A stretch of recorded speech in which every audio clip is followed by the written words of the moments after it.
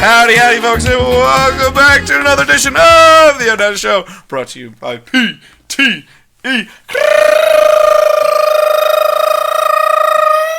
Creative. Let's go. As always, I'm your host, Evan Davies, and we have our favorite chaotic motherfucking host with us today. It's your boy, Angelo Gonzalez, fading in to his heritage. I'm here a second time because we already recorded once and we messed it up. And by we messed it up, Evan messed it up. I'm pointing fingers. Evan messed it up. I don't know if you're listening or if you're watching, but watch exactly who I'm pointing at, which is Mr. Evan Reginald Davies.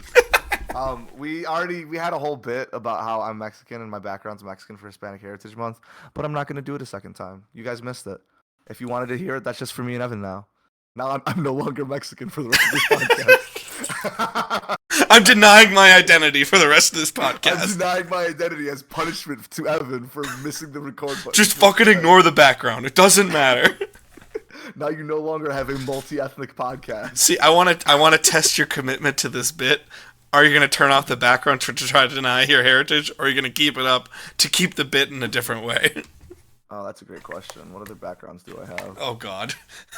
Oh, God. This can't We be. can go back to the Oh, Amy Rose just obliterating Princess Peach. Honestly, God. kind of a vibe. It's kind of a vibe. I'm feeling it. Yeah, I think we're sticking with that one. Oh, nice. No, you know what? No, we're going to stick to this one. This one's less violent. You can pick my ear. Thank you, Amy Rose. Remember Amy Rose? She's like 9. That's crazy. What is Sorry, you got a show plan. Go ahead. What does that Go even ahead. mean? What does that even mean? Remember Amy Rose? She's 9. That's crazy.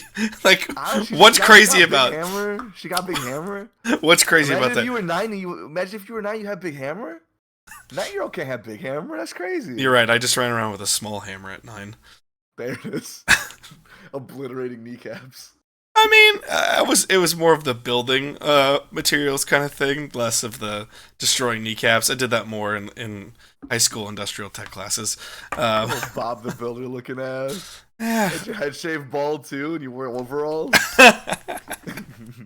Fucking You know, Nick, actually- fucking Nick Jr. looking ass. I might be picturing Caillou while I'm saying this. I think I have the wrong one. Yes, Bob the Builder, I believe, does have hair, if I recall Bob correctly. the Builder have hair? Also, is Bob the Builder a man or a child? I believe it's a man. There's a new Bob the Builder. Oh boy, of course. I there is. don't like the look of this. Paramount Plus. No, it's It's where like, most of it is. I mean, maybe. It's just he looks like... It's some real, like, ants. You know the movie Ants? Yeah. How they had the Bug's Life and they had ants, and ants look like absolute, like, ass? Like, the new Bob the Builder looks like ants' ass. And you're Like about the to see Bob the Builder on screen in 3, 2, 1. Those weren't even fingers. 3, 2, 1. What, you just throwing gang signs? And we're back here, folks. Hey. Oh, got it. Post-production, Yeah. bitch! You think I don't Oh, know man, post-production now? Oh, someone's got CapCut on the computer.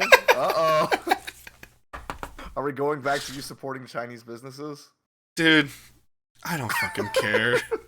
We love China. Hey, That's the official stance of ONETA Show. well, We love China. the official stance actually from our co-host is that he hates being big America energy. We do have our first fun topic to talk about here. Your boy, as you will see, or as you guys just saw on the Far Out Football podcast for the Week 2 reactions, your boy was in Lambeau, and he was accompanied by his best friend and chaotic motherfucker on screen, your boy Angelo. And we drove past Sheboygan. yeah, did we? I don't think we did. I don't think we did. No. I don't know where Sheboygan is. Is Sheboygan real? Sheboygan is real. It's in between Lake Michigan and Lake Winnebago. It's far closer to Lake Michigan, or it's on Lake Michigan technically, but it stretches far into inland as well. I always get messed up because I feel like I want to make fun of all of the Wisconsin city names. Sheboygan is Because- roughly about here. This man's so proud of it. This man loves his tattoo. Goddamn right I do. Wait, we drove past Sheboygan. We saw signs for Sheboygan. For context, we went to Lambeau Field. Went to Green Bay, Wisconsin. We went to Green Bay, Wisconsin. Which is roughly right about yonders. Yeah, Sheboygan's not real. We went past it.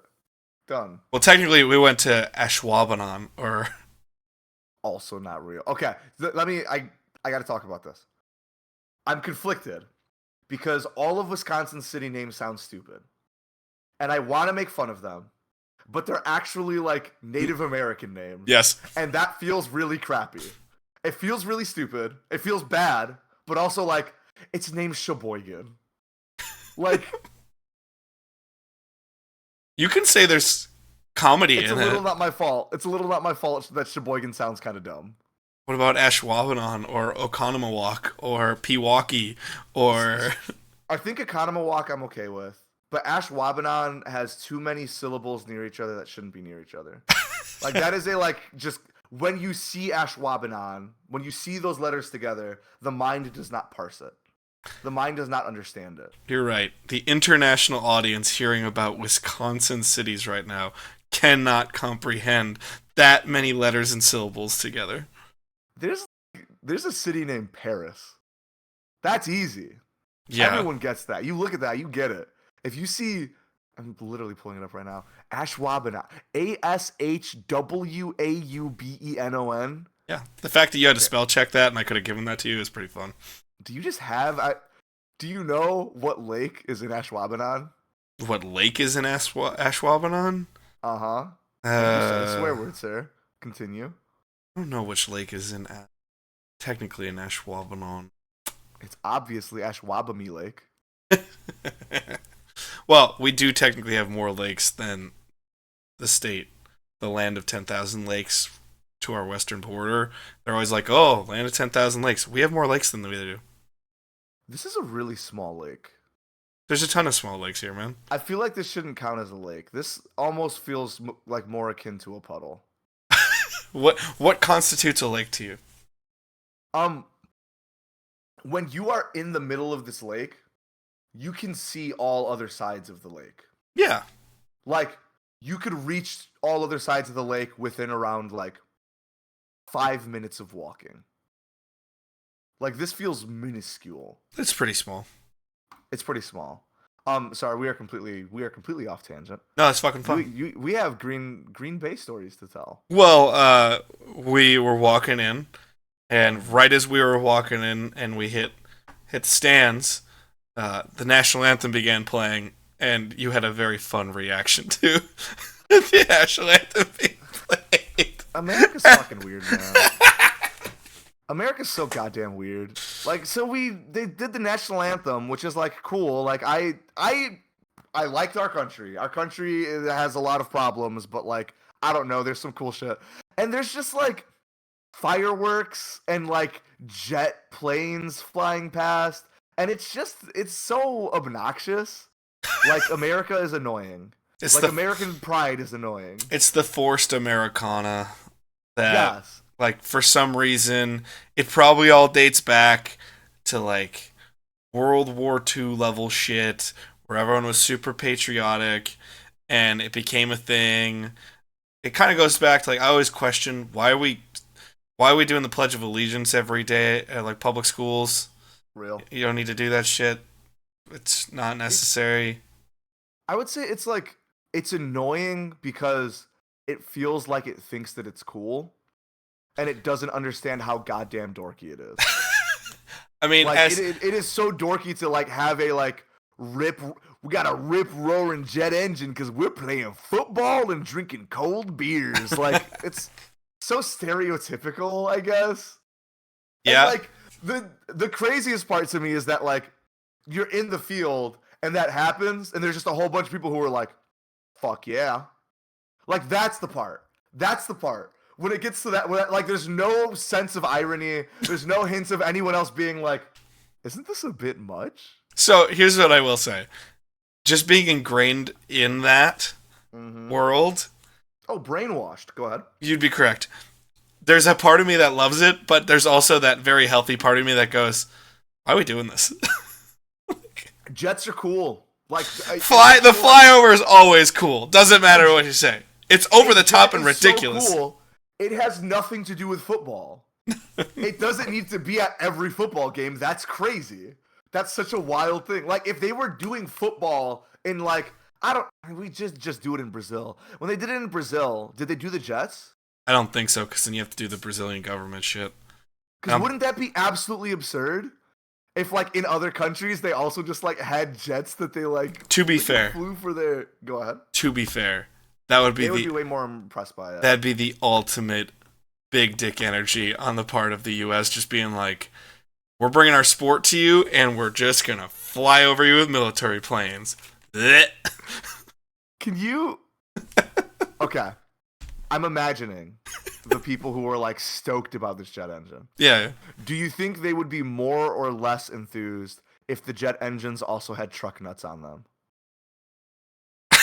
Some of them would have fucking loved that shit even more. There's a lot of people who would just be like, "Fuck yeah, fuck yeah!" If like it's just a giant jet flies by and you can just see like the big old truck nuts hanging off the back.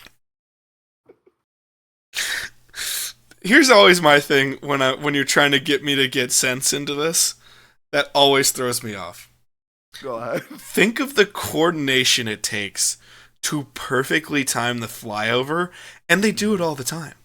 Like I've been to plenty of Packer games at this point, and I've been to other sporting events where they have the flyover. Mm-hmm. It amazes me.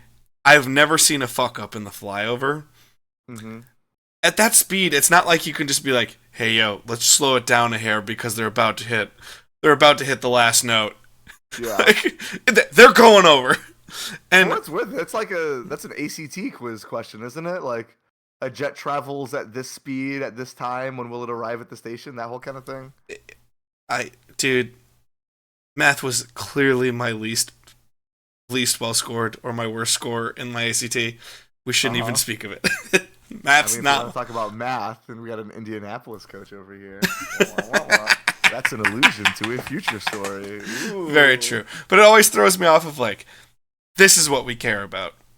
Mm-hmm. Flint, Michigan still has dirty ass water that is cancerous.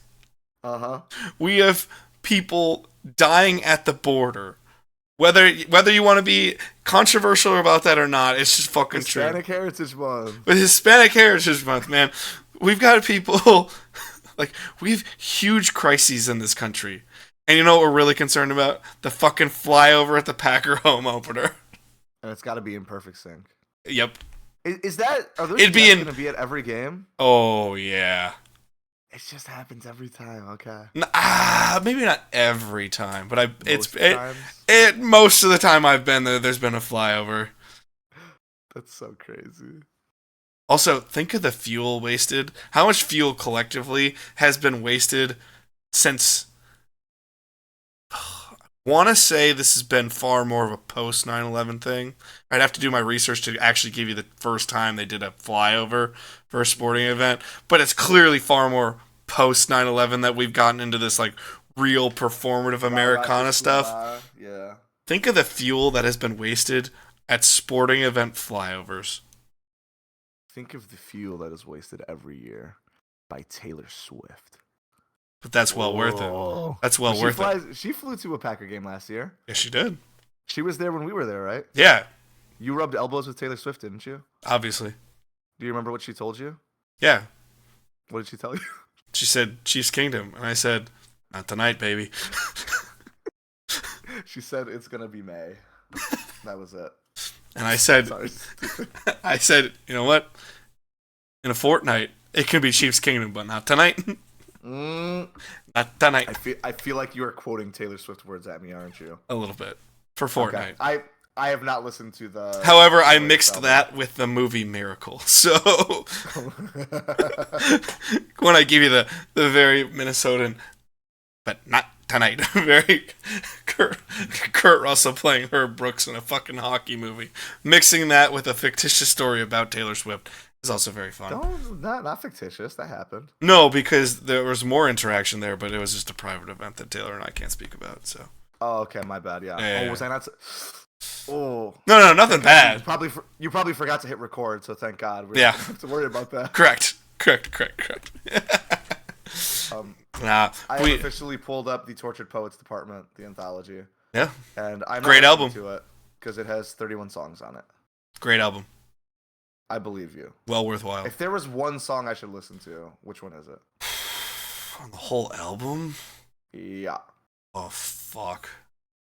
Fortnite's the biggest hit. That could be in rotation. I'm not listening to a song called Fortnite. Pick another one. Tortured. I personally actually like the title track, Tortured Okay. Poets Department. Okay, you said the first track, and then now you said the second track. I'm not convinced you've actually listened to this whole album. No, I have. It's just I'm trying to pull that out because I've just been inundated, as I said yesterday to you, by listening to Chappell Roan's album over Oh yeah. and over Oh and yeah. over. Oh yeah. You know me. I'm a very obsessive music listener. I listen to the same shit constantly, and then after a couple months, a new thing breaks through, and I kind of stop listening to a certain thing. The only thing that's consistent in my life, music listening wise, is Ghost. It's the only thing that's very consistent. Fair. Have you ever heard the song Kylie by Accent? I don't know. Maybe. You probably haven't. It is like the titular example of that in my mind. Whenever I think about like just being deeply obsessed with a single song, I was in like 6th grade, and there was some like Legend of Zelda Majora's Mask YouTube parody video that had that song in it, and I was like, "Oh, this song's good." And then I listened to it for like probably 6 weeks straight. Just 6 weeks straight. I came home from school. I sat down on my computer. I opened up Aries, and I just like played that song on repeat. And like that song has a weirdly special place in my heart for like how incredibly insignificant it is. It's just some like mid 2000s pop electronic music. It's not particularly great, but they all got funny accents, and I loved it. That's so on brand for you. It is. So on It brand. feels like it is definitely a part of like the journey that made me me. So I have opened up Spotify to give you a better recommendation because now the paranoia struck in when you're like, it's the first 2 songs. I don't think you listen to this, so go fuck yourself on that one. I mean, if we're just saying that, I think my favorite song is The Manuscript, which I've definitely listened to because I've listened to the entire album beginning to end. And, does that happen to be the last song? How crazy! I'd say Guilty as Sin is high up on my list, and I Can Do It With a Broken Heart. I like both of those quite a bit. Okay. I'm going to add those to my liked songs list so I can listen to them later, and if I don't like them, I will remove them. For context, I never would have really been interested in Taylor's music prior, and I would now consider myself a Swiftie. So. Oh yeah? Yeah. You should listen to some of her older stuff. She's got some good albums. Oh, I mean, I will. It's just one of those stupid Evan hipster. She was too popular, and then I was just like, ugh. I was 16 once. I've been there. I was 16 once as 32-year-old, but Hey, you're 32. I am. You're not. I'm a youth. You're a youth. You're a youth that can do real math during a football game. I can tell you that too. Oh yeah, I'm a mather. I got math brain. This motherfucker yesterday at the game.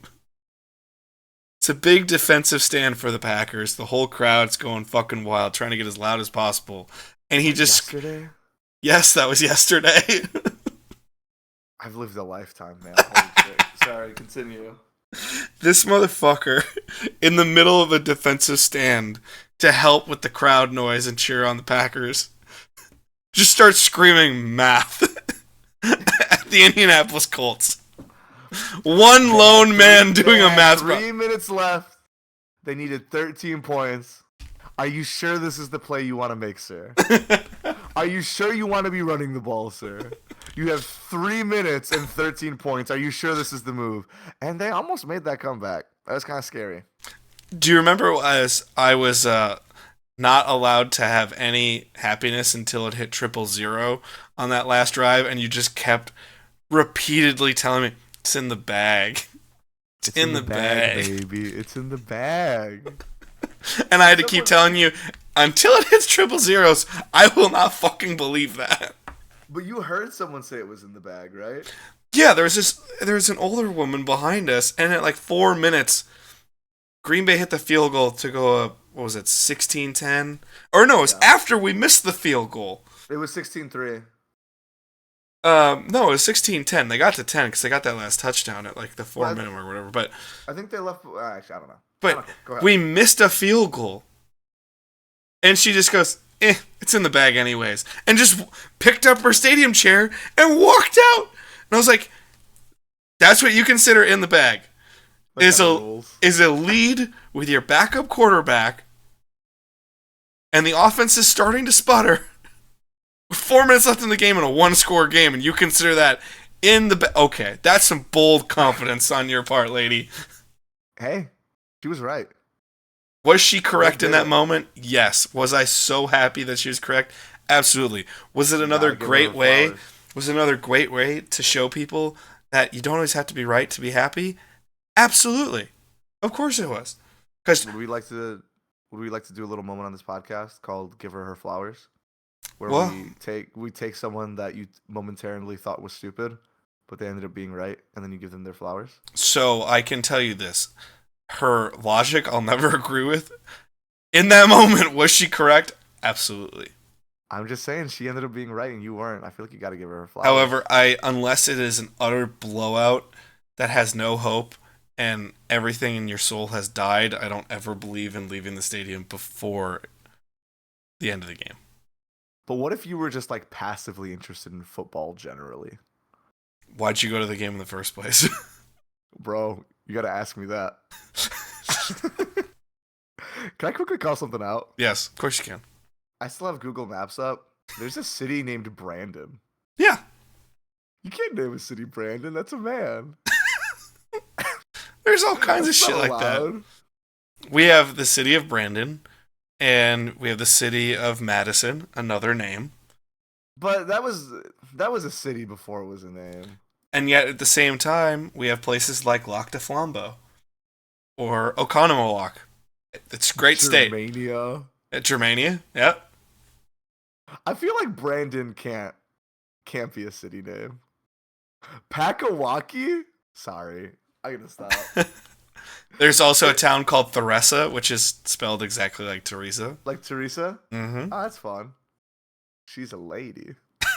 So Darboy? Pakawaki messed me up because I thought it was like them mixing like Green Bay Packers and Milwaukee. Yeah. But it is once again probably a Native American name, and I apologize. Yeah, you're ashamed of your Mexican heritage on this show only. Specifically, just this episode. Well, no, I'm still representing because Amy Rose is Mexican. Is that official? Yeah.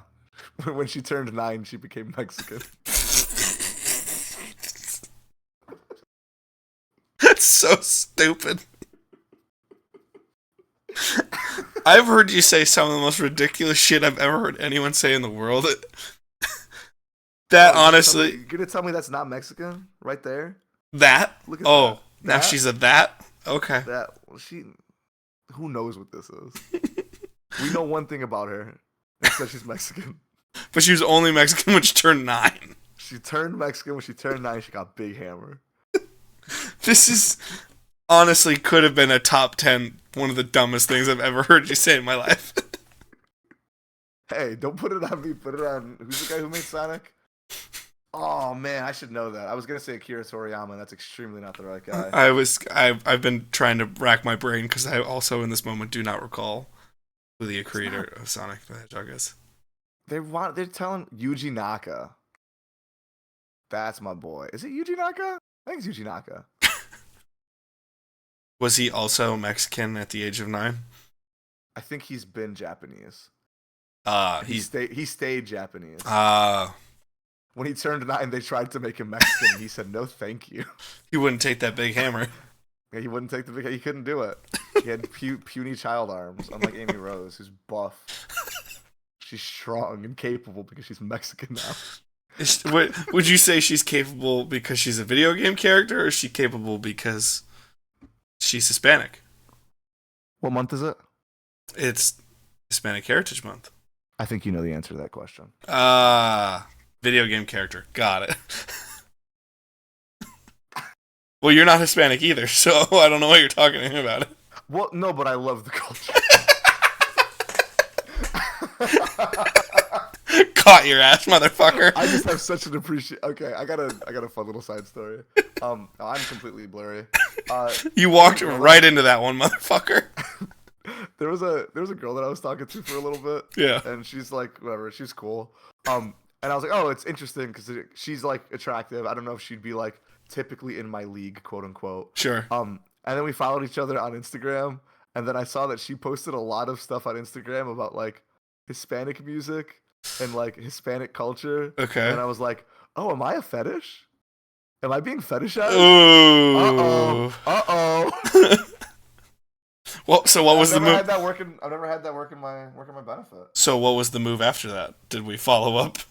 No. Just nonchalant talking. It was no big thing. Okay. I'm gonna pop this camera off and back on so I get unbelievable. No worries whatsoever.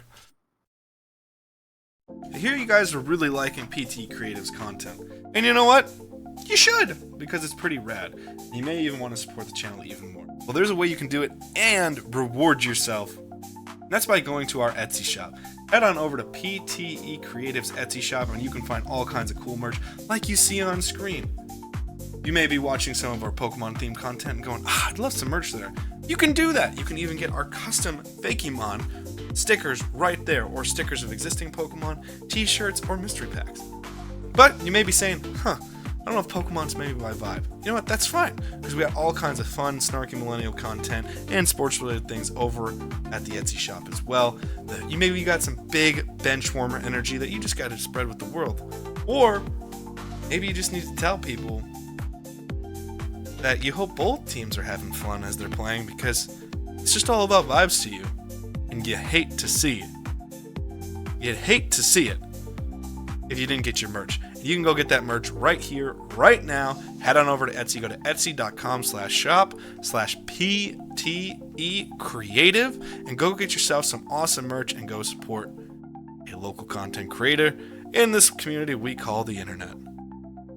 Hope y'all see some great merch coming soon from Etsy. Go to PT Creative on Etsy and get yourself some great merch. No! Let me know if that ruins your entire recording setup. Nope. We back. We back. We back. We back. And it's great times, great times, great times. Do we provide any commentary about the other guests we had with us? Yeah, we'll leave that for one. We had Cool. we had some family of mine. That's a front. And it was great to have them along. They're some of the younger family, and they got their first Lambeau Field experience, which is great. Yeah. Awesome. And they were a ton of fun. And they may or may not be eventually appearing on some podcast down the road, so we'll do some intros during that time. They are going to be on the podcast. Oh. You got to make room for it. Well, am I allowed to spoil what the topics are? Not yet, because I still have to. I don't want to spoil them, and then have the one fucking person that pays attention to when I say, "Hey, we're gonna release this," then be like, "Hey, you said that." Well, actually, if you think about it, yeah, that's fair. Well, actually, if you think about it, Amy Rose became Hispanic at 8.5. If you look at the comic books, you'll find Amy Rose has been Hispanic. I bet she was a Mexican hedgehog. Mexican hedgehog. I am excited. I like how you just typed that. I I like how you typed that in as if you were going to get a Sonic character that is a Mexican hedgehog. Well, isn't there like a brown Sonic character from the comic books? I don't know. Brown Sonic. Oh God. Styx the Badger? That is not the one. What? What's the name? Boom. Styx the Badger? Styx? Okay. But that's like an official character, and that's not the one that I was looking for. Okay. Sorry, we're doing it again. I was thinking of Sally Acorns. Sally Acorn. There we go. Okay. Is that an official character as well? Yes. Huh. She's, I think, from the comic and then also the TV show. I don't actually know anything about Sonic. I don't know where I'm getting this from. I think Sally Acorn, you know what? She's Hispanic too. We'll take her. Okay. We'll take her. But I thought you weren't Hispanic for this episode. They'll take her. Okay. Okay. Yeah. I consider everyone my brethren. Oh. So when I say we, it's the royal we. See, I thought you were taking it more as though you were like the former general manager of a team, and then you got ousted from the job, but you're still ingrained in the culture, and you're just like, oh yeah, it was a good pickup for us. It was a good pickup for us. Yeah, we really did great on that one. Wow, we really knocked it out. Dude, you gotta say, we fleeced the Japanese in that trade. Like, that's the way you're speaking about it. We really got him on this one. You gotta be, dude. Sally Acorns and Amy Rose. We got Sally Acorns, Amy Rose, and a third round pick, all for a second rounder. This is some value in this trade. We did have to give them Speedy Gonzalez, but I think it's a worthwhile trade. Speedy Gonzalez is not canonically Japanese. They swapped his hat out for a little rice patty hat. That's crazy.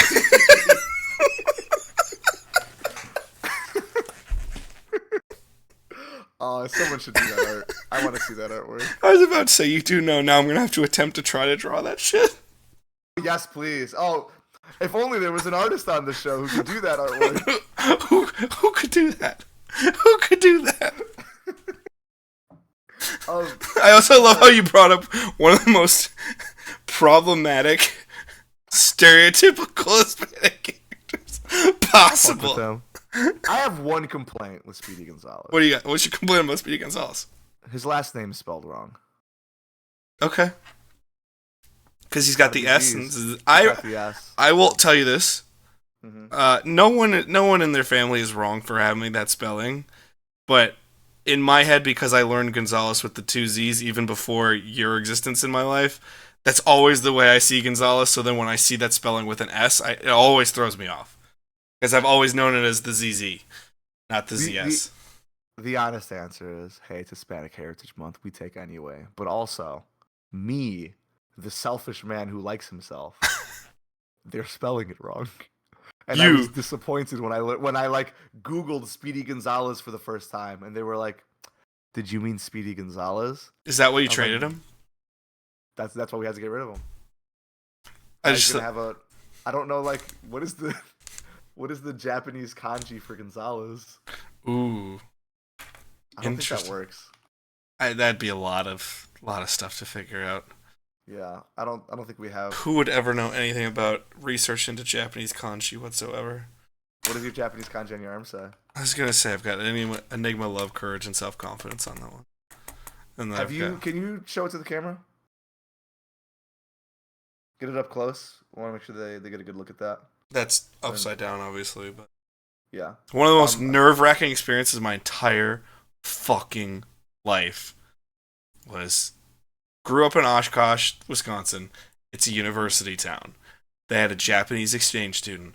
I am actively being tattooed. Not those tattoos, but around those tattoos. And she is reading what my tattoos mean as I'm being tattooed. And I was like, hell yeah. Please fucking say I'm right. Please fucking say I'm right. Please tell me.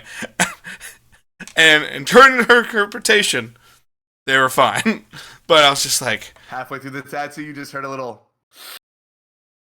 There was one where she paused just a hair, and I was like, bitch, do not tell me I went 3 for 4 on this arm. That's going to be real heartbreaking. And she's like, no, honestly, it's totally fine. But it was like, no, the worst is my tattoo artist also, he's just like, if you're wrong, you just lie for the rest of your life. I'm like, that's not the energy I'm going for, TJ. Come on, man. I'm trying to be authentically Japanese. I'm trying to make... How old were you when you became Japanese? So they reached out to Team America World Police. Very good. And then what did they say? So frankly, I had a really good sarcasm score in the combine, and they were just like, we need a little bit more of that energy. They were trying to break more into the white boy market a little bit more, and they're like, we need a little bit more of that sarcasm. They saw that red hair on you and they're like, ooh, we need that. that. And they also thought I could double with a little bit of Irish and Welsh in there, so they're just like, this is a good pickup. They traded a 7th rounder for myself and a hamburger. So yeah, the 7th rounder turned out to be Shohei Ohtani, so they really fucked up on that one. But, you know, what are you going to do? I gotta Google who this Shohei is. That the guy who made Sonic? No, Shohei Ohtani is the best baseball player in the world right now. Oh, did you say sports? Yes. Me and him are the same age. That's crazy. You're such a sports fan, though. You're a sportster. I'm basically Shohei Ohtani. I'm the Shohei Ohtani of software development. So what are you developing? That out on people.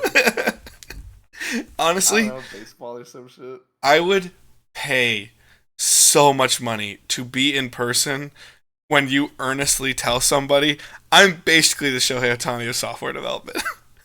I'm essentially the Shohei Ohtani of software If development. you ever did that and it was in my presence and it was someone we didn't know and you were actually trying to say something like that, oh my god, it would be one of the greatest moments of my life. Yeah, so I got this friend. His name's Shohei Ohtani, and he says, "You guys know I'm the Angelo Gonzalez of baseball." And he said that, and frankly, I was humbled to be compared to. Oh, what a legend!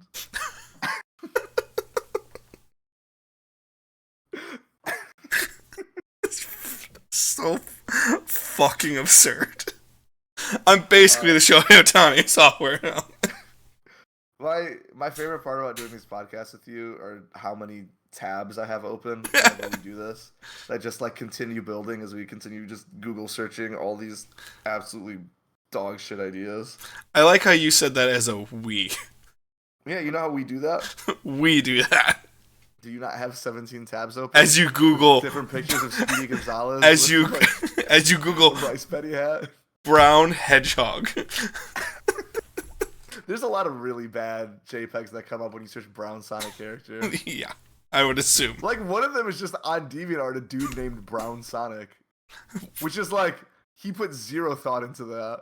It was the worst palette swap for Smash Bros. Ever. They just went copy paste, copy paste. Could I color drop? If I send you a picture, can you show it on screen? Yes. I will 1000% put it into the post production of it at the very least. So this is one of the results when you search Brown Sonic character. Let me know when you have the JPEG up. Alright, I just had to actually make a note, because there's been 3 or 4 times I've said, oh yeah, I'll definitely put that in the link in the description or something like that, and I, and then did not put a timestamp. I fail so bad at this. Oh, this is tremendous. This is just a basketball made into Sonic. The title on this is Brown Sonic. I drew this because I was bored. Don't ask about the basketball. So, for context, just in case I somehow forget, friends at home, if you're looking for the visual representation of it, imagine Sonic's top hair, all brown, and then just a brown basketball body, but still with blue arms and legs. The rest of Sonic is unchanged, but just one round, bulbous basketball body with the basketball lines. Can I read these comments? Yes, please. Bro Tibbs says, let me guess, you drew a basketball and then we're just actually wait. He responds, no. I drew a Sonic first. Then I thought it was boring to draw plain old Sonic. Then I thought of this. You know what? I shouldn't have asked. Well, you did. What is this sass? Who is this person? Would you want to know who that person is? Do you really want to know? I have the answer. Yeah. They're basically the Shohei Ohtani of artistry. Oh, man. So that's really...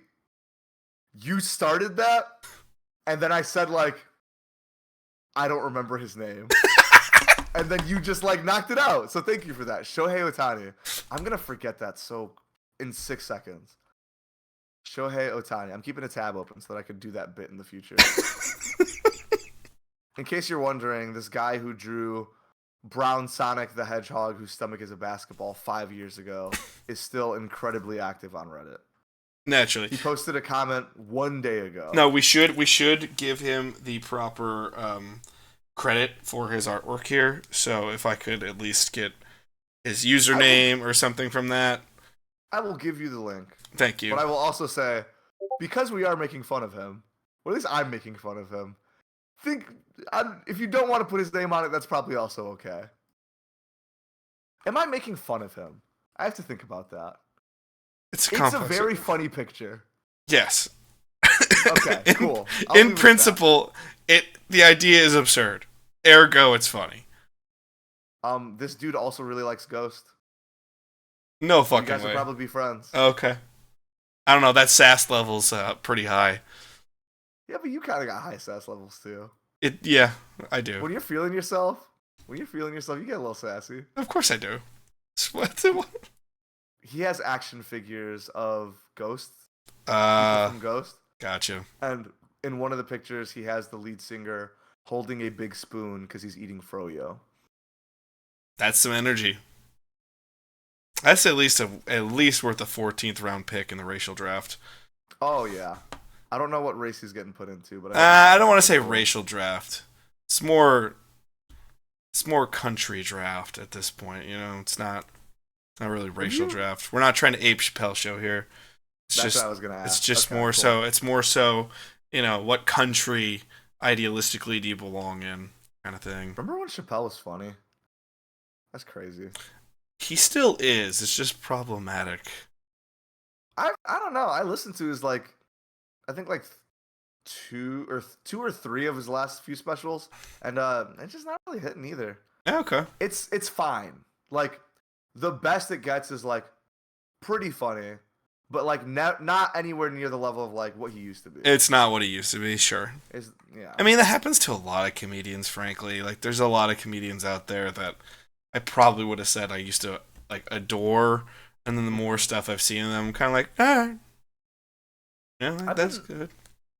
I've been listening to a little bit more stand-up comedy lately because I've been having some long drives ahead of me. Yeah. When we went to the Green Bay game, when I was driving up, I was actually listening to Patrice O'Neal. Okay. Elephant in the Room. Yeah. And that dude's goddamn funny. Well, he was goddamn funny. I was gonna say Patrice is a legend in those circles. Patrice also is apparently one of the most legendary shit talkers of all time in comedic circles. So he was doing good on that stage. Yeah. I'll say that. His crowd work, he knew what he was doing. Yeah. So I mean, good on him. Good on him though. This is going off full tangent. Have you ever seen American Movie? American Movie? American Movie. This is one of those dumbass spoof movies. It just sounds like it. It is not. Oh, okay. It's a documentary. Huh. No. It is a documentary about two Wisconsin boys in the 90s Naturally. who want to get into independent filmmaking. And they're making a independent horror movie called Coven. You mean Coven? Nope. Called Coven. They are very explicit about that in the movie. I think you should watch this. I think Dylan should watch this. And I think this would be an incredible movie to hear about from your guys' perspectives, considering what he's currently thinking about getting into. I was gonna say there's that may or may not be quite the personal nod in this moment right now of what we may or may not be working on. So, and to hit home of the they're two people that want to make independent film. They're from the Midwest. They're from Wisconsin. You're like, are you fucking kidding me? What the fuck? This may be something you guys can learn from these guys. Yeah, you never know. You never know. I mean, there's always a future over at the Wisco Movie Watchers podcast to develop into different projects. So we'll see. We'll see.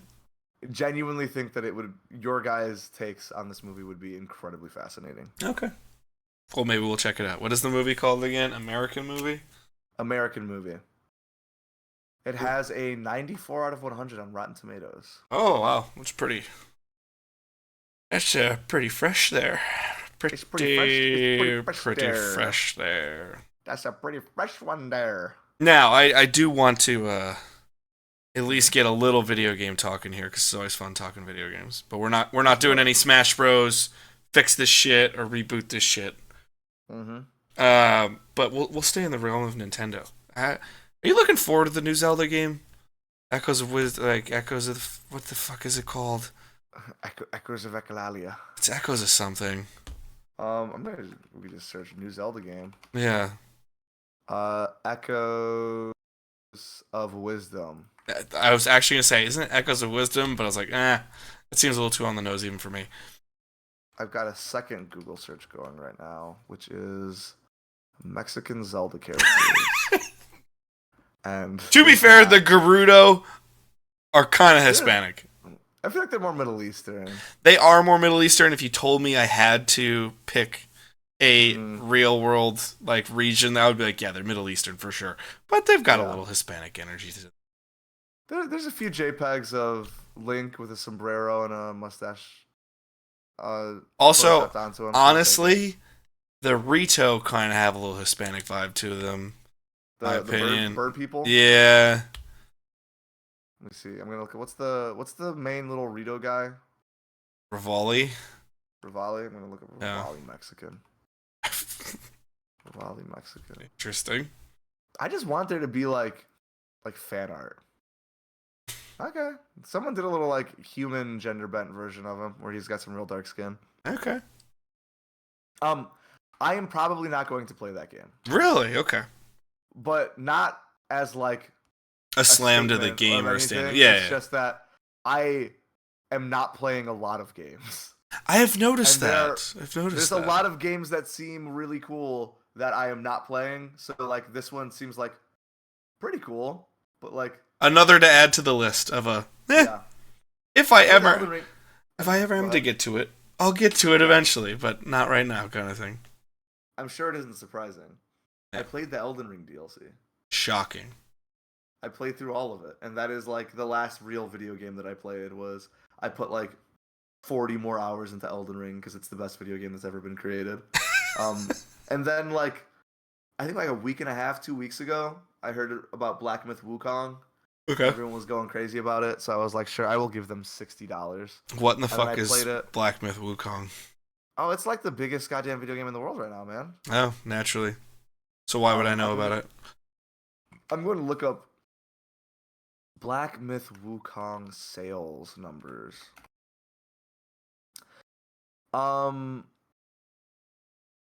Oh, I just saw the number and it disappeared. I think it said like 18 million.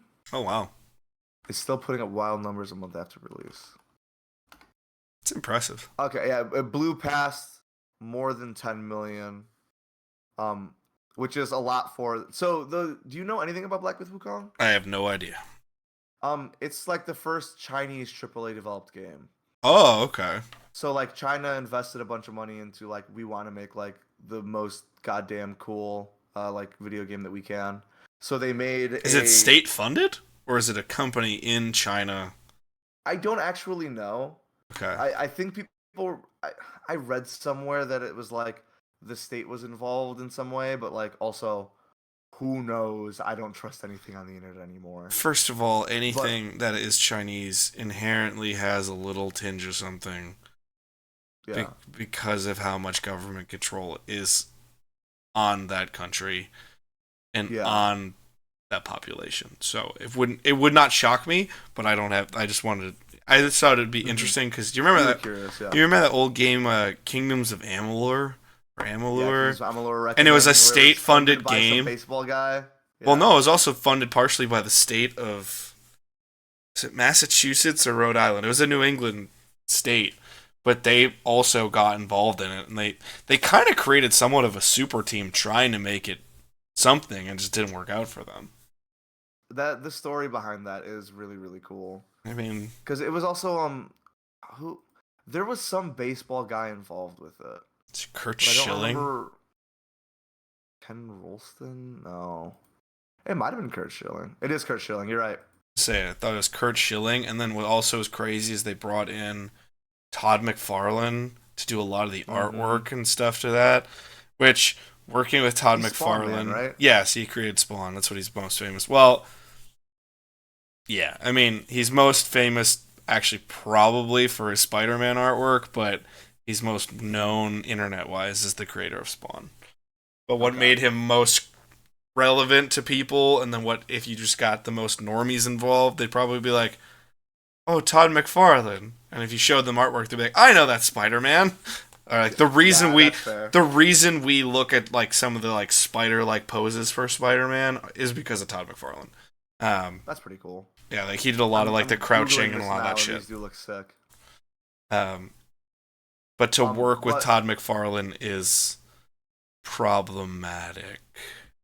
Okay, I didn't know that he had history like that. It's not that he's like a bad human. He's not a great human from reports though either. It's just more so as a creator type. he's kind of like a Zack Snyder-esque kind of character in which he's very. I know that doesn't help you. Yeah, It's relevant because of the movie podcast that we brought up, the podcast people are gonna love it. in They'll know what which you mean. in which he's very masturbatory, where he thinks anything he does is like brilliant, and if you don't understand what he was going for, it's more like a you issue versus like, hey, dude, you're making shit for the masses. You have to appeal to the Hmm. masses, not yourself. But he's very Yeah, much just like, oh, I'm so great, and you're like, congratulations, Todd. I kind of fuck with that. I like the I'm making art for me. If you enjoy it, that's fine. I don't have an issue with that. It's more the attitude that comes with it. Like I always want an artist to He enjoy feels it. like, oh, his art like he's making it for himself, and then he's also like, and my taste is excellent, It's and yeah, it's everything more. I do is It's more perfect. so. It's the like the air of superiority, as if, well, if you don't like it, this is far more of a you problem than me. It's as if he can do no wrong in a lot of Hmm. ways, and it's like, no, it's not how that works, motherfucker. Like, Yeah. inherently as a storyteller, there are things that you can do and there are things that you can't do. You have to appeal to the masses in some way, shape, or form if you're going to try to make it seem like you're the biggest mass appeal thing.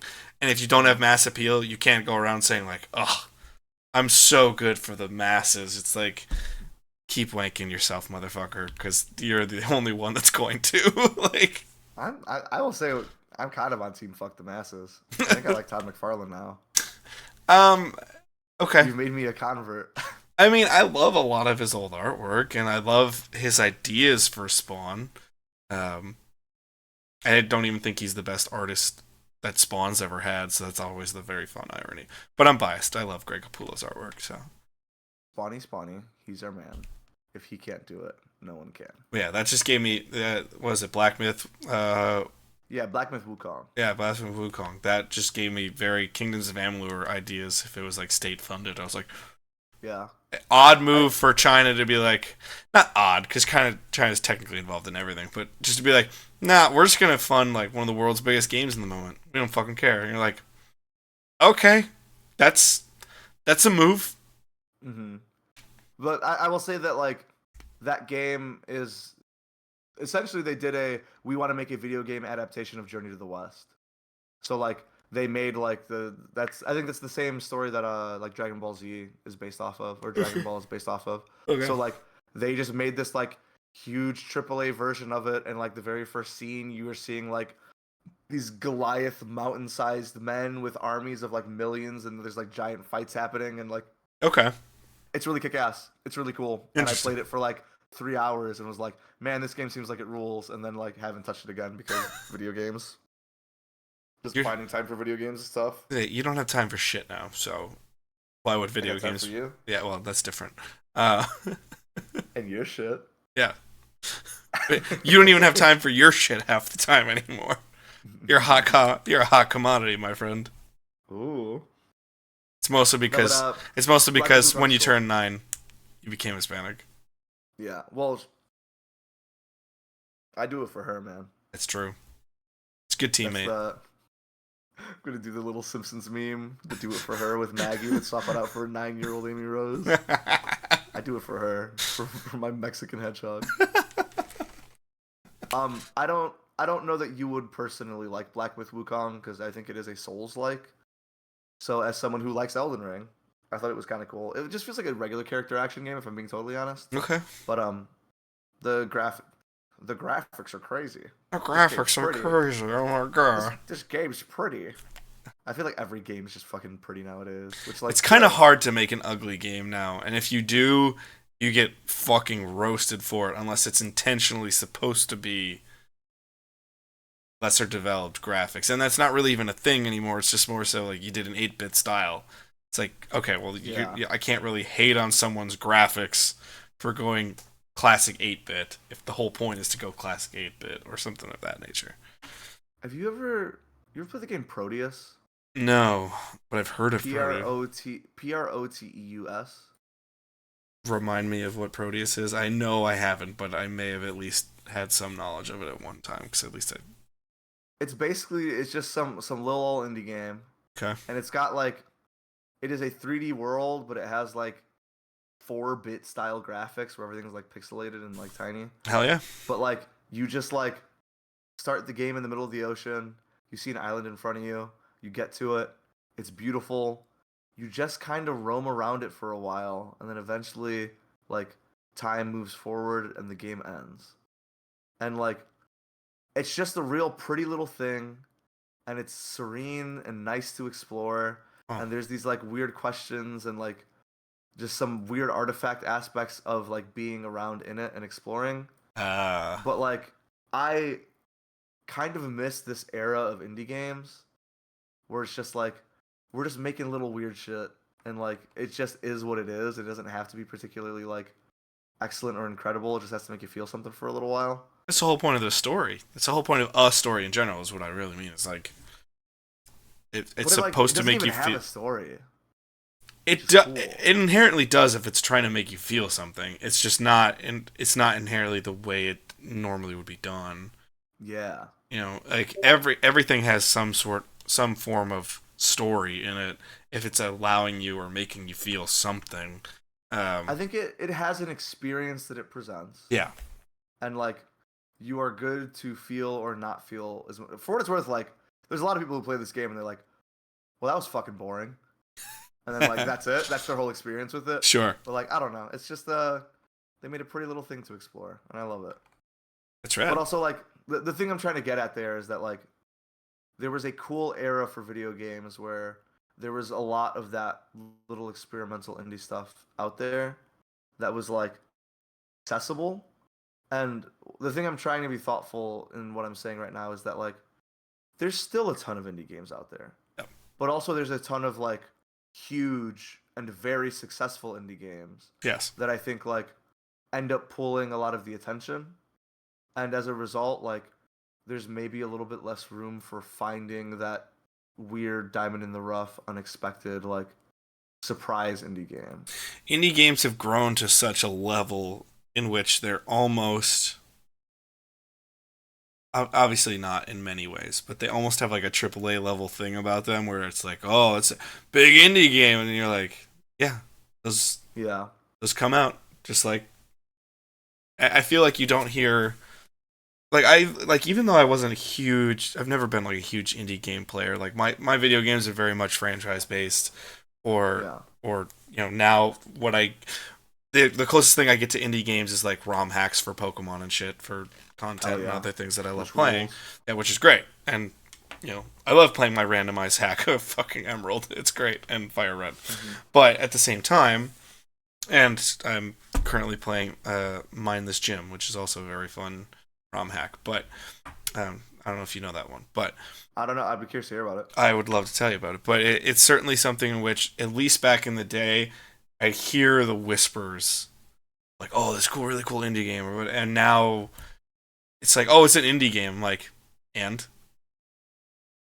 or the fact that like there's indie specific Nintendo Directs where it's only about showcasing indie games, and it kind of makes it this like, it's great because it elevates independent projects. That's awesome.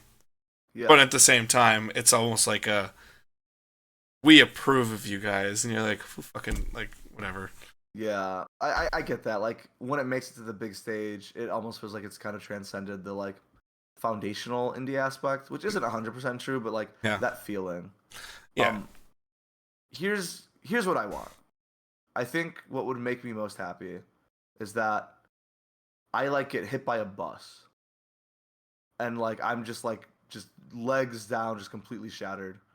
I get fired from my job because they say you can't come into the office. You have to come into the office 2 days a week now, and we're mad at you. This is a pretty vivid dream you got here. Really positive, by the way. I get put on like disability of some kind, and the government's like, you can just sit at home now.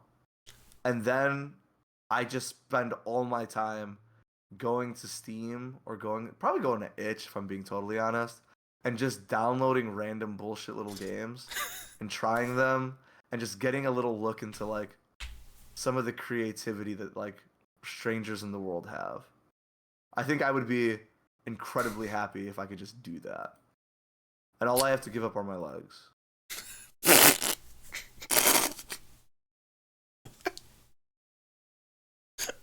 So Does none of that sound appealing to you? the giving up the legs part, not so much. That would suck. What about the other parts? The not working part sounds rad. Well, I bet you feel that way. Why would I know? Why would you know anything about that? No, to be fair, my ass is working fucking overtime on these goddamn creative projects, so it's not a traditional job goer right now. You're just not doing it for the man no more. Yeah. Now you're doing it for YouTube.com. All PT Creative. PT Creative also, over on TikTok and Instagram. Find us on Threads now too. It's pretty rad. Or Spotify. Hey friends, I know you're enjoying this show, but we want to prime you for a new show. Go check out the weekly schedule over at PT Creative and find your new favorite podcast or show to watch. Monday and Thursday, you get the Far Out Football podcast with news, analysis, and notes of the NFL season, plus great projects during the off-season like draft analysis and what-if questions like what if the NFL expanded. Tuesday, go to the ONETA Show for absurd takes and fun all around. The topics in entertainment, gaming, movies, television, you name it, ONETA Show is going to talk about it. Wednesday, you can go check out the Pokemon Bliss and Oblivion Project, in which new Pokemon are being designed every single week as we create the Helzari Fakemon region. Friday, it's kind of a fun, laid-back day over at PT Creative. You can go open some brand new Pokemon card packs, or get some new specials and seasonal content coming your way on a Friday. And finish your week out with the Wisco Movie Watchers podcast on Saturdays. Get great movie recommendations, learn some movie history, and just have a grand old time listening to some dialogue. It's going to be a whole heck of a lot of fun over on Saturdays, just like it is every single day over at PTE Creative. Go check out new podcasts, new content, new shows every single Monday through Saturday over at PTE Creative. Now enjoy the rest of your show. What's that? What do you got on Threads? This is just a nice way to at least just connect with people. I've really come to appreciate Threads because it feels like early Twitter, where it's really easy to just find people you like and connect with them, and it's not toxic as fuck. Like, at least the parts I'm in, it's all just like artists that are like, hey, I'm trying to find people that like my art, or it's people that are like, it'll literally, the message on Threads will be, Threads algorithm, please help me find fellow Pokemon fans, artists, it's like, lists 8 things that are all just like a ton of people. Work? Kind of, because the keywords work, and most of the people that see it are like, oh, like the amount of people I've run into via Threads, they're like, oh, I'm looking for Pokemon fans and artists and all this kind of stuff, and I literally am just like, fellow Pokemon trainer here, if you'd like to see my art, hey, you might want to check out this, and I'll post 1 or 2 pictures of the Pokemon artwork, and I'll be like, hey, what's up? Click. I love how welcoming the Pokemon community has had the ability to be since the beginning. Yeah. Warms my heart. Just as much as my fave, Arcanine! Yeah, that's my boy. And then we see Arcanine running. Yeah, that's my boy. Hell yeah. Greatest Pokemon. Oh, and it's transparentizing him, so it's like he's running at Amy. Yep. I want to be Mexican too. Well, he likes that spicy south of the border food, man. Dog, I feel it. I feel that, dude. I'd run across the border for churros. Not necessarily all the spicy food. Trainer has appeared. But for the I churros, want the spicy food. I want to get blown out. That's cool. You're sharing pictures of your custom Pokemon with people. Yeah, I'm just trying. It's fun to just connect with other people in that place too. I think that's the other thing not to get too introspective on this one or content creator driven, but I think the one thing that certainly sucks sometimes in this space when you're trying to grow and you're trying to everyone's hoping to go viral once. Because then they think well, if I go viral once, I'll pick up enough people from that I'll start getting a consistent oh, my numbers will jump from here to here, which means if they do that, I'll get this and that, which really oddly enough, all those platforms are not designed for anymore. Occasionally you still get of all things the Haktui girl, but you don't get that oh, viral sensation turned into this now because some random ass video. It's very much driven to find you the content that you like based on the keywords, searches you make, and everything else. I'm And not fully caught up on. My understanding is she's getting like a podcast or something like that. I I mean, don't know. I don't know anything about all of that. The original video, that chick rules. Top to a girl kicks ass. I mean, If anything has come out since then, don't cancel me if she's like got weird or racist or something. But like that original video, she rules. yeah. I mean, I don't know enough about it. I think I saw one or two headlines that there may have been not necessarily like some far right shit or anything, but just like a little bit more conservative streak that I was like, yeah, like in a problematic way. But I was just like, I don't know, and I don't care. More power to her. Use your 15 minutes of fame to make your life better. Good for you. Like that's kind of how I was like, whatever. I don't give a shit. I don't know, but you don't have those things in the world anymore, right? Because they happen so often, but it's to actually create and to really do something with it and build that is incredibly difficult. So then when you find fellow people, they're like, "Hey, my goal is just to get to 500 subs," and you're like, like there's a weird thing where you're like, "Oh, I'm already above that. That'd be great. I'd love to help this person." But then there's also the people who are like, "I want to get to 10,000 subs," and you're like, "I would die to get to 1,000. Like, please, like." Throw some shine on a different part of that journey. exactly, like throw some shine on your boy. But then at the same time, like I see people that just started and they have 20 subscribers, and half the comments, if you like click on a post, it's clear it's like a family and friend kind of thing. But I do like their artwork, so I'm like, I'll throw you a repost. I'll throw you a like if I like it. It's cool. The only thing that ever gives me pause. You're actively engaging. Yeah, well, the only thing that ever gives me pause is unfortunately kind of like what you had to do with the Hawk Tui girl. Is I never want to get into the place where it's like I accidentally like give someone some pub and it's like, oh, you. I was just like, I don't fucking know these people. I don't know their inner workings. Like it's the same thing in which I'm like, I don't consider it rolling the dice, but I just started doing a thing where one of the ads I have is I just want to help someone else out too. Like I used to start almost every podcast like a shout out. I like that concept. I like the idea of people helping people. I think it's a pretty cool concept. Maybe the world should do it fucking more. And so I was just like, if you like this video and comment on it or whatever, I don't care if it's anything from your own podcasts, a DeviantArt account, whatever the fuck you want to do. Let's connect. Let's see what it's like, and I'll throw you a shout out on the show. Don't know what show it's gonna be, but I'd love to do it for you. So then, at the very least, it's like, hey, if you listen to me, maybe you want to check this out. I don't fucking know. That'd be a cool idea. And so that's why I'm like, help me out. I get a like and a subscriber. That's great. I'll help you out too. Creatives helping creatives. Yeah, that's the whole point of it, and that's why I'm doing it. So it's like, that's cool. I like that. But I feel like if you want, I don't know, if you want to find true success, I feel like, I don't know, at a certain point you just got to follow the Joe Rogan model, and maybe you should be platforming racists. I can't do that. It seems like it's been very effective, so maybe you should go looking around, going to Steven's point, finding some racists that you can bring onto your show. That is such a deep cut. It's such a personal, deep cut of, quote, context that we've been making fun of for not that long, but we heard one story and we're like, oh, wow, these fucking people over there, Jesus Christ. Some real cool bars we could check out. I heard if you like dancing, there's a spot.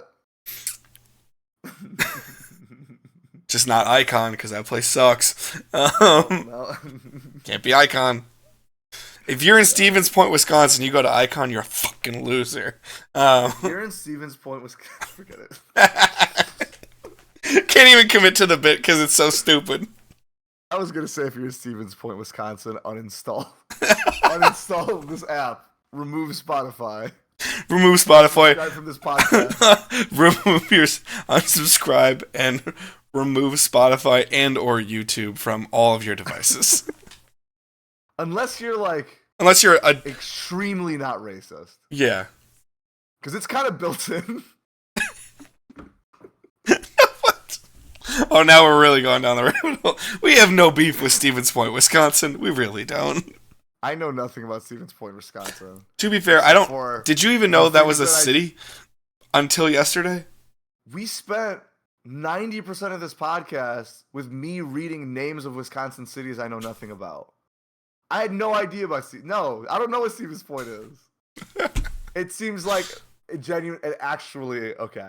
We're gonna take off the bit hat for a second. This is the bit hat. I'm gonna take the bit hat off. Yep. Sounds fun. I don't know. Some of those other things that were going on there that we were hearing about. It seemed like a cool time. It's very. Sure I bet you not everyone's racist. That's my guess. Yeah. What a hot take. I bet you not everyone's racist. You know what I bet? I bet not everyone's racist. I bet you there's some cool people there. And I bet you I'd have a good ass time if I went. That's truly like what you could apply to the whole world. You know, Earth, I bet you there's some people that aren't racist. Plus minus 50%.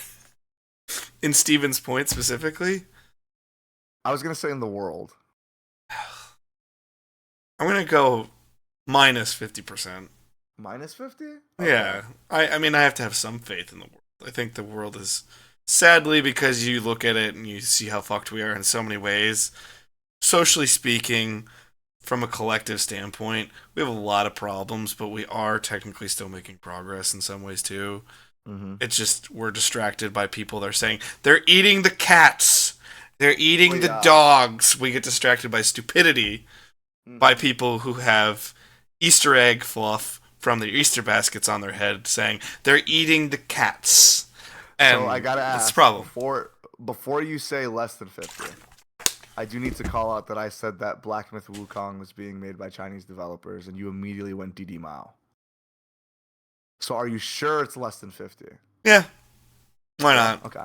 Just be optimistic. I'm always going to be on the side of optimism for collective as long standpoint. as you know which side of that you're on, which is the racist side. As long as you understand that.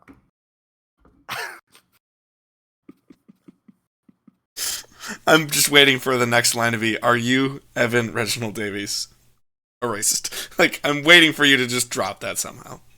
When I start my podcast, that's going to be my first Oprah interview. I'm going to have you on. We're going to be two opposing couches looking at each other, our legs crossed. So, Evan, how long have you been racist? Why do you always have to do this? Every show, you find a way to somehow try to insinuate. So, if you had to choose, which is your least favorite minority? If you had to choose. I know one person who doesn't want to claim their race and their ethnicity in this one specific episode. I don't know what you're talking about. Yeah. I'm claiming exactly what I am in this moment. Yeah, the former general manager of Mexico. That's what of Mexican, not Mexico. Of Mexican. My apologies. Thank you. I'm the general manager of Mexican. So stupid. So dumb. Hey, you. Yeah, you. I'm talking to you. You trying to get your platform to grow? So am I. And I want to help you out. Let's help each other out. I'm trying a new thing on my podcast and all of my weekly content. I have content Monday through Saturday on YouTube, TikTok, Instagram, Spotify, all kinds of different platforms, and I want to help you grow as well. So now, if you like, comment, subscribe on this video, or follow wherever you may be, you may get a shout out in one of my next projects. That's what I'm going to try to do for you because you're small-time creators just like me, and I want us both to grow. So like, comment, subscribe for more, follow wherever you can. Tell me a little bit about yourself, and I'll try to help you out as well by giving you a shout out. Let's go do this together. Peace. Were there any topics that we were like specifically supposed? Are you going to play that Zelda game? Sorry. Yes. You gonna play Zelda? Yeah. Yeah, I mean, I'm going to play it. Tell me anything about the Zelda game. Tell me about it. Well, I like the fact that we finally get Zelda leading this game. Which that rules. That's genuinely awesome. I love that. I think it's a great way to kind of go back to that art style that they did in, was it Link's Awakening? Two Worlds? Whatever one. The one they remade that was a Game Boy game that they're on the island. Yeah. I think it's Link's Awakening. It's Link's Awakening, you're right. Yeah. I really like that art style. It's very fun and cutesy. And if you're gonna do, I feel like Zelda is in this weird place now where Zelda can kind of do no wrong in a lot of ways, but also Mm. the way Interesting art they've style. You're right. the way they've taken Breath of the Wild and Tears of the Kingdom. I don't know if you could do that style of seriousness with that art style. So if you're gonna go a more cutesy route, that art style is the way to go. Like you could, Yeah. it's the same thing. Like you look at the old 8-bit Pokemon, and they're still having this gangster society that's trying to steal Pokemon for world domination and Yeah. all kinds of crazy shit. And you're like, these little characters, these little guys, so that what we're believing are destroying the world. But okay, Those are the ones that are like, yeah, doing hood rat shit. yeah, exactly. So like it doesn't really like you can choose any medium to tell any story you really want to. So, but it's one of those that if you're trying to meld it to the best of the ability, it's probably not that little chibi style art that you're getting from Link's Awakening is what you're going to get in the Tears of the Kingdom.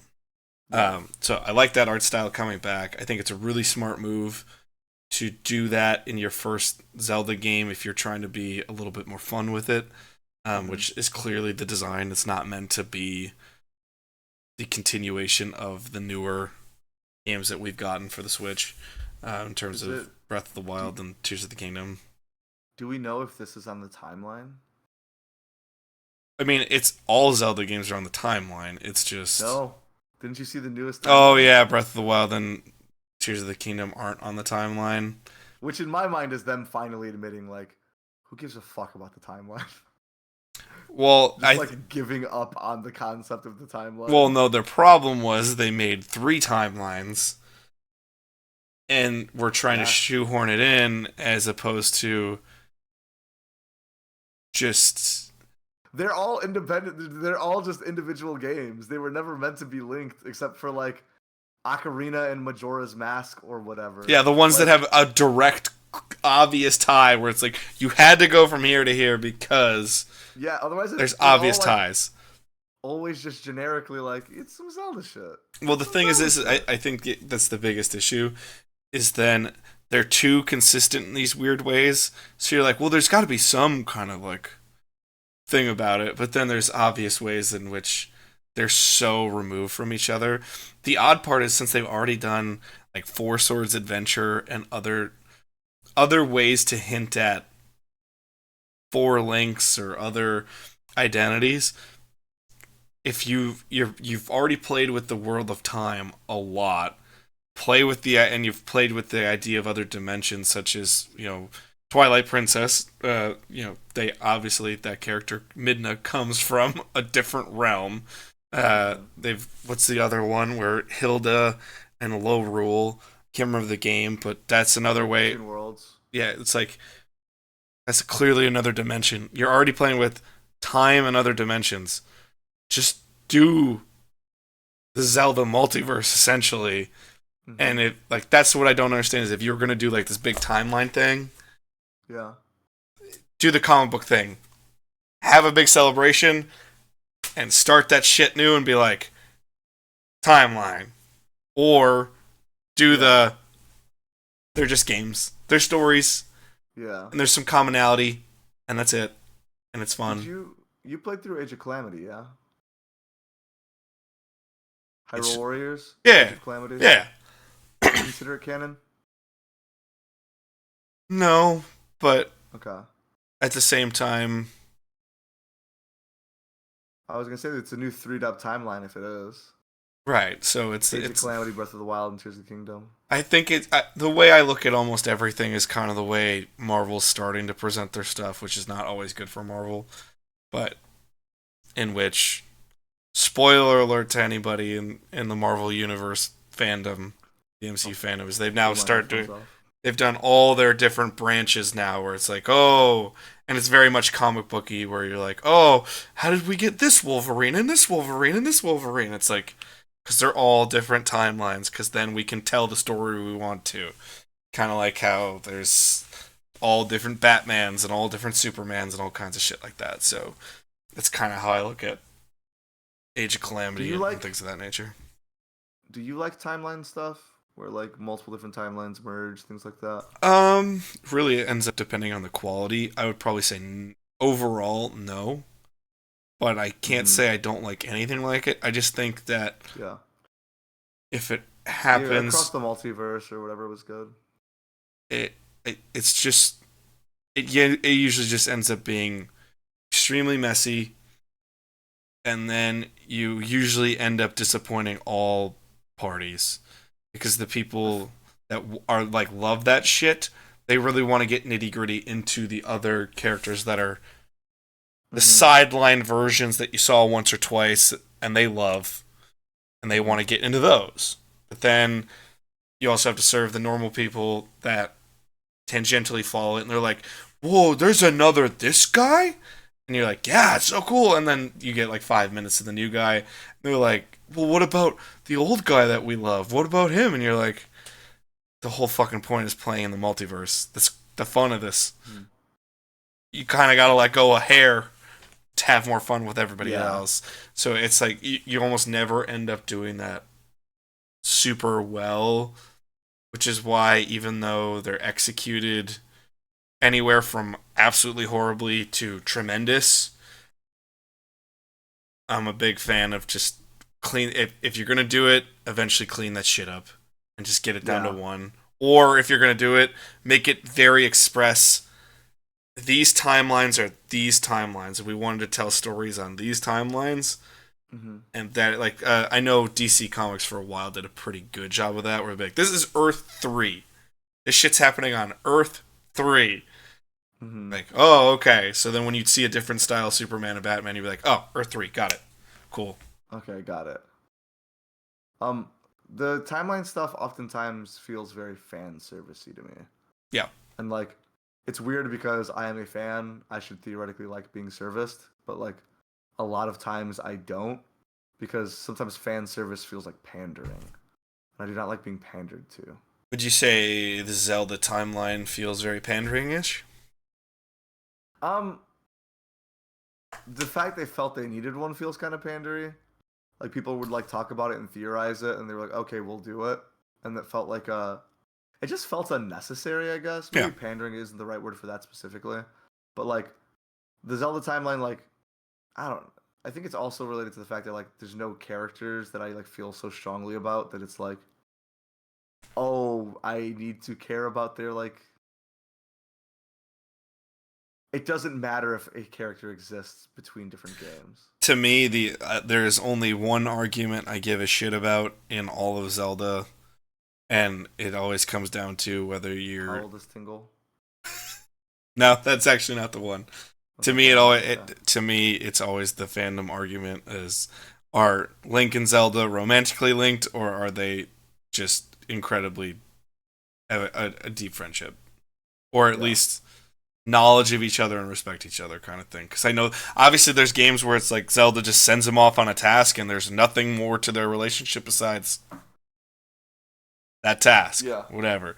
But then Yeah. there's shit like Tears of the Kingdom where it's like you're telling me they're just friends in this fucking thing. Come on. They put. I mean, Well, Tears of the Kingdom spoilers are fine. Yeah. Hey, spoiler alert to Tears of the Kingdom. I mean, she became a whole ass dragon for him. I think she liked him. Yeah, it's one of those where it's If a like, girl became a dragon for me, I would feel obligated to marry her. but it's certainly, and the thing is like, Nintendo knows what they're doing in those arguments.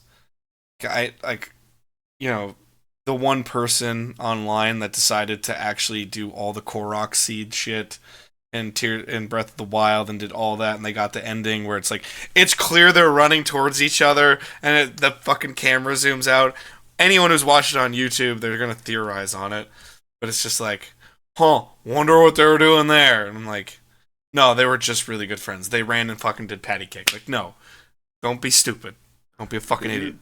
Did they have an on-screen smooch? No, but that's always the thing. I'm like, Damn. it's almost like that's almost where I was like, I'll sound like a 12-year-old that reads like Twilight fan fiction shit and just be like, just fucking put them together already, or Just kiss her already. just show it and be done with it. Or if you want to play the timeline game, say, well, there are timelines that they do this, and there's timelines that they don't. And I'll be like, okay, fine, Couldn't give two flying fucks either way. The other thing is, I love the idea of, since they opened it up in Hyrule Warriors, I love the idea of them getting to play with Linkle. And be like, well, that's Yeah. a very logical way to get to Linkle, is if the two of them are together. Oh, you're saying they're making a Linkle? Yes. That's crazy. Well, the other thing is also, as someone who has... Does Linkle have parents? I don't know. Because I feel like, what's it called? Like, in all the games, it's always like Link is some ancestor, like, down the line. Yeah. I guess I could see it. It's just normally, like, there aren't heroes. As I'm saying this, I'm thinking into my head, I don't actually care. Yeah. I'm like saying, like, oh, like, canonically, like, Link is normally not, like, no, who cares? It's Yeah. fine. Yeah, Link should be their kid. That's adorable. That's cute. I like that idea. Well, that's the other thing is, I've done, you know how many ridiculous fictitious properties I've had fun doing, just little mapping out stuff, and I've mapped out like a series map where I was like, okay, if I got to make Zelda and I was running the story, what would I do? And be like, well, my big thing is always honoring the entire thing, but playing with a lot of stuff. And I was like, well, I'd go Kid Link, like Teen Zelda, young adult Link, and then old man Link. Mm-hmm. Or actually, I'd do like kind of like early 20s. They're both in love, and then that shit gets cut off, and it's all a tragedy. And then it's old man Link with a big mission. And like just the idea of a bearded old man Link sounds fucking rad. Like a scar over his eye. Did you play Twilight Princess? No, but I've watched like all of Twilight Princess, and I've read a little bit of the manga. There's an old Link in that game. Yeah, it's like this. Yeah, Yeah. it's the descendant Link or whatever, who's like the spirit. Yeah, that's right. Yeah, he's like a skeleton man. Yeah. Have you looked at our Discord chat? I'm about to. But for right now, I'm just seeing Basketball Sonic. So. Am I sending these to the wrong people? No, you're sending it to me. Okay. No, I sent it to you. I Yeah. sent a lot of stuff to you, actually. Yes, I know. I'm looking through it all now. Okay. Wow. It's a whole heck of a lot of Zelda fan art there. Pretty cool, huh? Now you don't need them to do it canonically because we just have it. Oh, god damn it! I copied the wrong one. Here, I got a better one. Ignore the last one and look at this newest one. Alright, I'll ignore the last one and do one that you just sent me. Cool. Of all the artwork, that's the one to finish on. That's tremendous. All these like really beautifully well done, so much time and effort, and then you're just like Microsoft Paint. They're beautiful together. They're always beautiful together, and they should be together. But that's just me. I'm a sleepy boy. You're a sleepy boy, but that's fine because we didn't have much else to talk about. We just wanted to shoot the shit on this. It was the first podcast I've ever really had where it's just like not heavy topic driven. Let's just let's just shoot the shit and have some fun. So it's fun to do that, and I hope our viewers and listeners enjoyed it as much as we did. Wait, I have one more picture. Oh God. What if Link kissed someone else? You do know I'm not showing these on screen. I'm just looking at our messages, right? That's fine. I'm okay with that. For context, we'll have to wonder. Just because we talked about Zelda and Link, magically he had to send me a series of photos of Link and Zelda in love. I sent probably like 18 photos of Link and Zelda kissing. You did. By different people artists. And one day, perhaps on the channel, we'll get to do a whole series of our own kissing? Legend of Zelda fanfic. Oh, I would absolutely do a reading of a Legend of Zelda fanfic together. That'd be very fun. So that sounds like a blast. We'll get that in the work because we got plenty of other projects that we have to work on pretty soon here too. So. Oh yeah. You've been a busy boy. I've got a lot of shit. Busy boy. Fucking trying here, man. I'm a professional. Oh, yeah, I'm a professional. I'm a professional. I'm a professional. Do you tell people you're a professional podcaster now? No. God, no. You should start telling people that. I'll start telling people that. When I start... My friend Evan, the professional podcaster? You always have known my standards. I've just always wanted to make $1 off of something because then you're technically a professional. Which is always like when I was doing stand up, I just wanted to make $1 because then technically I could be like, I was paid to do stand up. I am a professional. I'm a professional stand up comedian. I haven't done that with the podcast though, unless someone buys from Etsy and goes to ptcreative.etsy.com, and you'll be sure to get that ad at the end of this show, or perhaps at the beginning of the show. Who knows? Or maybe in the middle, because I haven't edited this yet, so who knows? Did you want to do Did you want to just do like a quick 5-minute spot of a stand-up comedy routine? Not this episode. Maybe one day. Damn. Maybe one day. Don't want to just knock one out. Maybe one day I will bring the old stand-up set video out with some new editing. That'd be pretty cool. And then. So then you can, every time we're in a room with new people, be like, yo, have you ever seen his stand-up? And put it on YouTube every time. Yeah, you should definitely send me a link to that and let me download it and then let me like upload it on my own account so that you can't remove it. You should definitely do all of those things. And on that note, folks, thank you so much for listening and watching to the ONETA Show, brought to you by PTE Creative. Keep in touch on our socials, Threads, TikTok, Instagram. Head on over to their Etsy shop. Go buy stickers. Go buy hats. Go buy hoodies. Go buy shirts. Go buy the Hawaii sticker.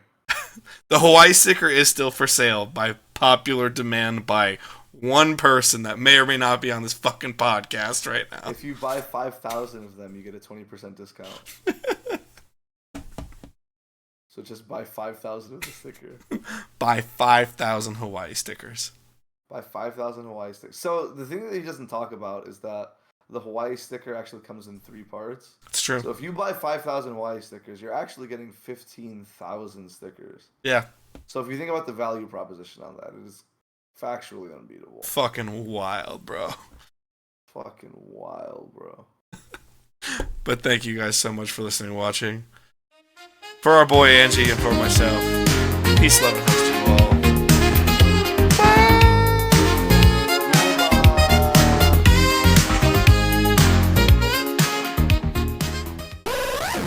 Howdy, howdy, fellow PT Creative fans out there. We have a project near and dear to our hearts that we really want you to check out. Over on our YouTube channel, you can go check out the Pokemon Bliss Oblivion Project. It's one of our favorite projects we've ever gotten the chance to work on, where we're creating new Pokemon on a weekly basis and creating our own Fakemon region. They're called the Helzari region. There you're going to see new starter Pokemon, or as you can see to your right if you're on video, a new Eevee evolution. So many cool new Pokemon and vibes are going to be found here on the Pokemon Bliss Oblivion Project, and it's going to make it help your day out. Go support some art that you would love to see, and go check out the Pokemon Bliss Oblivion Project, available every single Wednesday on PT Creative. Go check it out now.